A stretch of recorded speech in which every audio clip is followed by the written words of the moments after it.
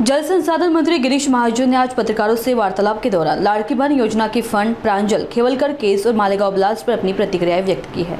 आता राष्ट्रवादी काँग्रेसचे नेते अजितदादा यांनी तो निर्णय घेतलेला आहे। माननीय मुख्यमंत्री महोदयांनी म्हणजे खरं म्हणजे ते अजितदादांनी निर्णय घेतलेला आहे। ठीक आहे, आता मला वाटतं कृषी खातं त्यांच्याकडे देतो, त्यांना क्रीडा मंत्री केलेलं आहे, क्रीडा खात्यांना कृषी खातं दिलेलं आहे। हा इंटरचेंजचा विषय आहे, पण तो सर्वस्वी निर्णय अजितदादांचा आहे। धनंजय मुंडेंची पण लॉबिंग सुरू आहे। त्यांनी 3 वेळा फडणवीसांची भेट घेतली आहे।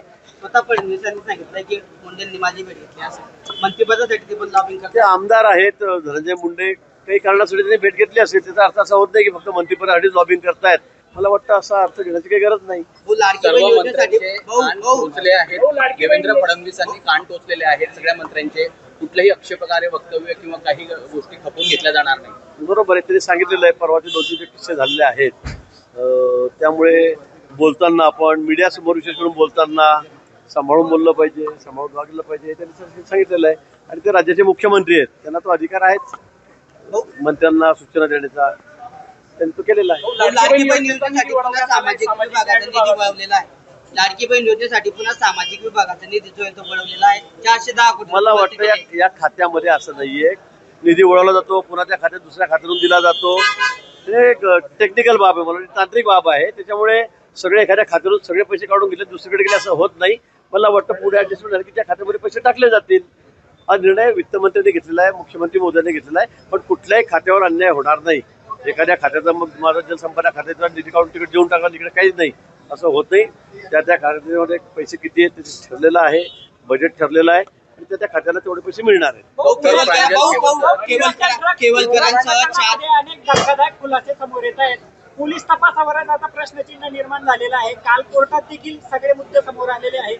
कसं पाहताय तुम्ही? पोलिसांनी त्यांना गोवल्याचा जो आरोप आहे कुठेतरी त्या दिशेने घडामोडी घडताना दिसत आहे। मला या संदर्भामध्ये मी जेवढं तुम्ही दाखवण्याच्या तेवढंच बघतोय। या संदर्भामध्ये पोलीस चौकशी सुरू आहे। पोलिसांनी आपलं म्हणणं कोर्टासमोर मांडलेलं आहे। आता हा विषय न्यायप्रविष्ट झालेला आहे। मला वाटतं काय पुरावे येतील त्यानुसार कारवाई होईल।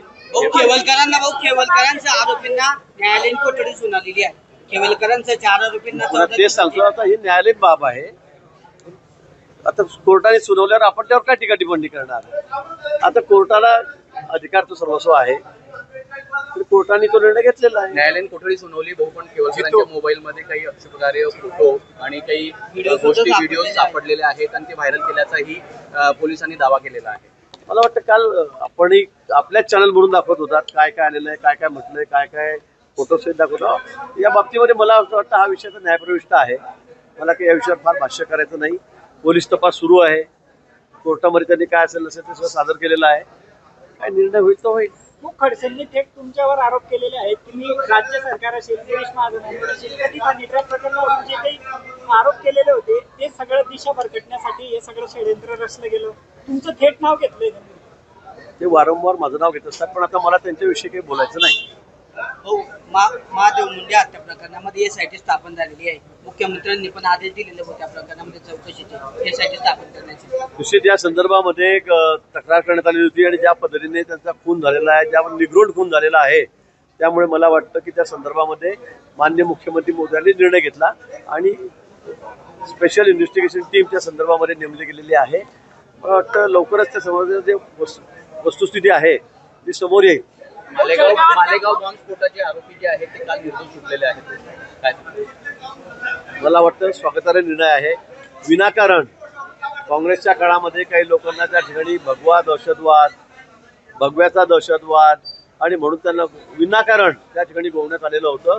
आता खरं म्हणजे 8-10 वर्ष त्या लोकांना खूप त्रास झाला, सहन करावा लागला, पण तो कुठलाही पुरावा त्यात नव्हता, कुठलाही पुरावा नव्हता आणि म्हणून आता पुरावा व्हावी मान्य न्यायालयाने त्यांची निर्दोष मुक्तता केलेली आहे। मला वाटतं हा निर्णय स्वागतार्ह आहे। जळगावातल्या काही ठाकरे गटाच्या नेत्यांचा भाजपमध्ये प्रवेश होणार होता, पण अलीकडच्या काळात तो विषय जरा थंड बसत गेल्याचं दिसतंय। कधी प्रवेश होणार आहे? कोणकोणती नावं आहेत? काही चालल्यात त्या काळात? प्रवेशासाठी अनेक लोक उत्सुक आहेत, तारखाही मागतायत। मुंबईला करायचं का इथे करायचं, मग नाशिकचा विषय आहे, पुन्हा जळगावचाही आहे, धुळ्याचाही आहे। उत्तर महाराष्ट्रामध्ये अनेक जण भारतीय जनता पक्षामध्ये येण्यासाठी उत्सुक आहेत।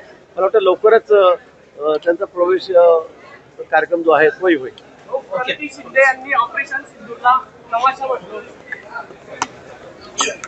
काँग्रेसचे आता काय बोलावं प्रणिती शिंदेबद्दल, मी काय बोलू त्यांच्याबद्दल.